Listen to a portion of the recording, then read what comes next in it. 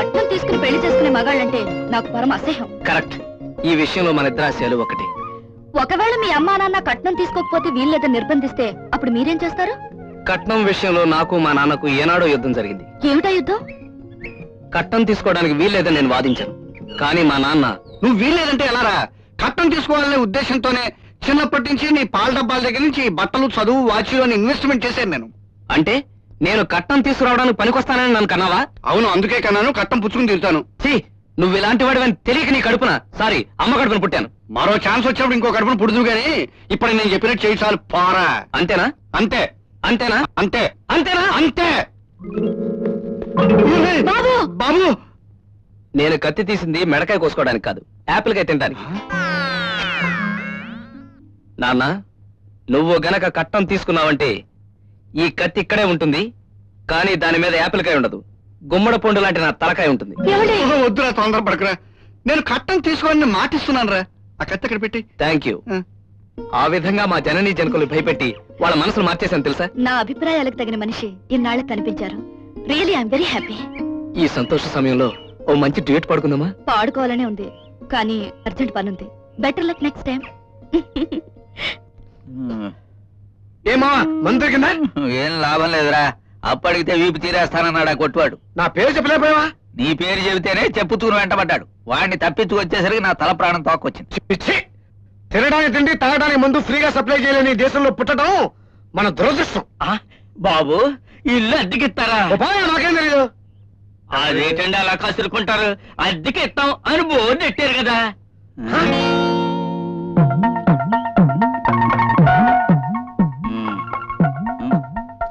అవునండి, 6 నెలల క్రితమే ఆ బోర్డు దగ్గర నుంచి ఆరు బయట కూర్చున్నాం, ఎవరైనా వస్తారని. ఇప్పుడు మీరు వచ్చారు. ఈ గొడవలో పడి మర్చిపోయాం. ఈ ఇల్లు మాదేనండి. లోపలికి తీసుకెళ్ళరా. పదండి, చూసేద్దాం.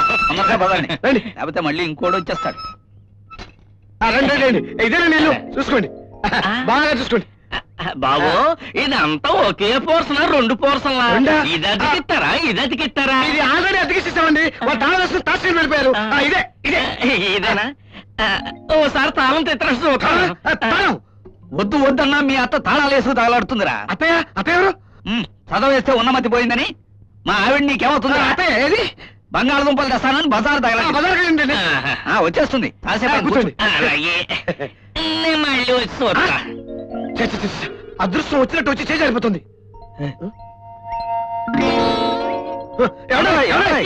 అదృష్టం బాగుంది, కిటికీ తలుపులు తెరిచే ఉన్నాయి. రండి, కిటికీలో నుంచి చూసినా ఇల్లంతా కనిపిస్తుంది. ఆయన పట్టుకోండి.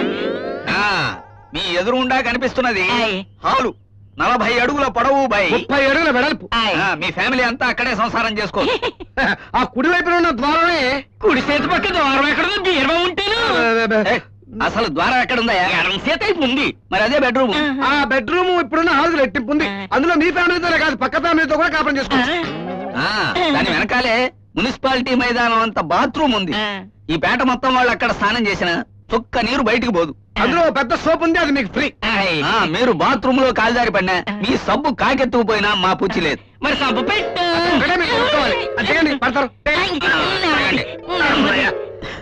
ఇల్లు మీకు బాగా నచ్చినట్టు. మీరు చెప్పిన దాన్ని బట్టి బాగానే ఉంటుందండి. మరి అడ్డంతో చెప్పారు కాదు. ఎంత? నేను 400. ఏ పోర్షన్ కి పక్క వాళ్ళు 500 ఇస్తారు. బాబు, నేను అంత ఇచ్చుకోలేనండి. 200 చేసుకున్నాం. సామాన్ తర్వాత తేవచ్చు, ముందు అడ్వాన్స్ ఎంత ఇమ్మంటారు? ఫుల్ బాటిల్ ఇచ్చేయండి. వాడికి పైసా ఇవ్వడానికి వీల్లేదు. మా బావ ఆస్తి ఇప్పటికే సగానికి పైగా తగలేశాడు. మందుకి 2 నెలలు అడ్వాన్స్ ఇవ్వండి. నాకు ఆడంత లేదండి, 200 నట్టున్నాయి. అదే ఇవ్వండి.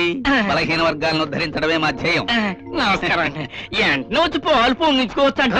పాలు పొంగించుకోవచ్చు, మీ ఆవిడకి చూలు తెప్పించుకోవచ్చు. మీరు పదండి. నమస్కారం. మధ్యాహ్నం వచ్చి జాయిన్ అయిపోండి. వస్తానండి.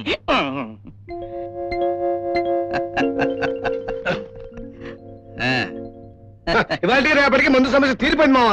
ఇంకా వాడు అప్పిస్తే ఎంత, ఇవ్వకపోతే ఎంత?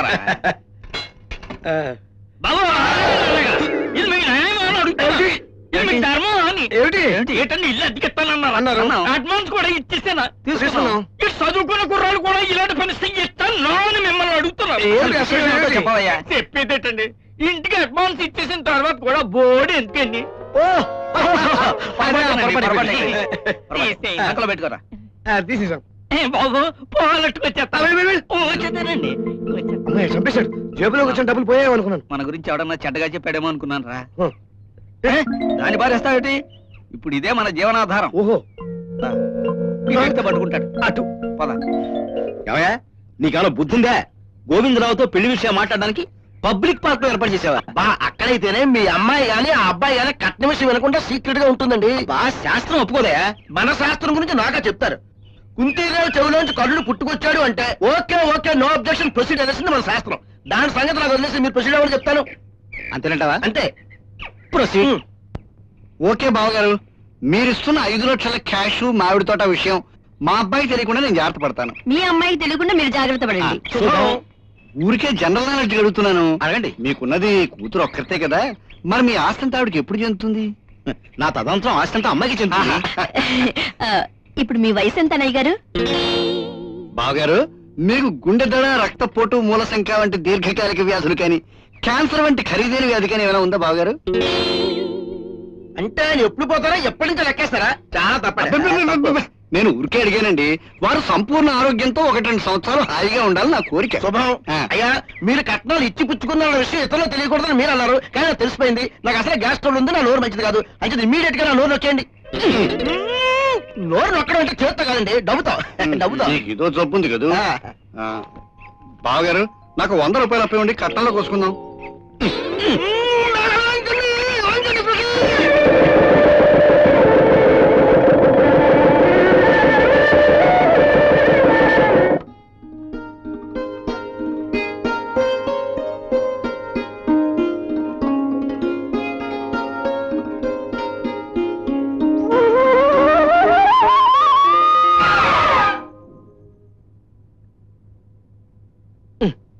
ఈ స్కాట్లాండ్ కుక్క గారు కూడా మనతో పాటే ఈ శోభనం గదిలో ఉండాలా? No, I don't allow. అదేమిటండి అలా కోపడతారు? నిజం చెప్పాలంటే మన మనసులు కలవడానికి ఇదేగా సూత్రధారి. అయితే మాత్రం శోభనం గది గురించి నీకు తెలీదు. ముందు దాన్ని బయట తోసేయ్. నేను దగ్గర లేకపోతే అది పడుకోదండి. ఈ మాట ఇక్కడ అంటేనో ఇంకెక్కడ అనుకో, నలుగురు నన్ను అదోలా అనుకోగలరు. కావాలంటే ఆ సోఫాలో పడుకోబెట్టు. పడుకోబెట్టినది ఉండదండి. ఎలా ఉండదో నేను చూస్తాను. పద. ఈ రోజు నుంచి ఒంటరిగా పడుకోవడం అలవాటు చేసుకోరా, బ్లడీ ఫూల్.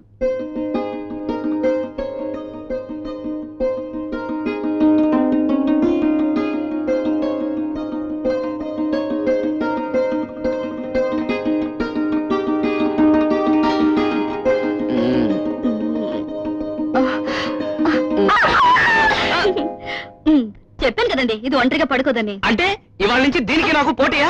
దీన్ని ఊరుకోండి. ఏమిటి ఊరుకునేది? అక్కడ నేనేదో విలన్ లాగా నేను రేప్ చేస్తున్నట్టు, ఇది హీరో లాగా వచ్చి నేను కాపాడుతున్నట్టు. చూసావా నువ్వు అల్లరి చేస్తుంటే బావగారు ఎలా కోపడుతున్నా? దీనికి నేను బావగారా లేకపోతే నాన్నగారు అనమంటారా? వద్దులే, దానికంటే ఇదే బెటర్. ఏదో బుజ్జగించి నిద్రపుచ్చాలని చూస్తుంటే ఏమిటండి మీరు? నువ్వు కాదు, మా బామ్మర్దిని నేను బుజ్జగిస్తాను. ఎరా బామ్మర్ది,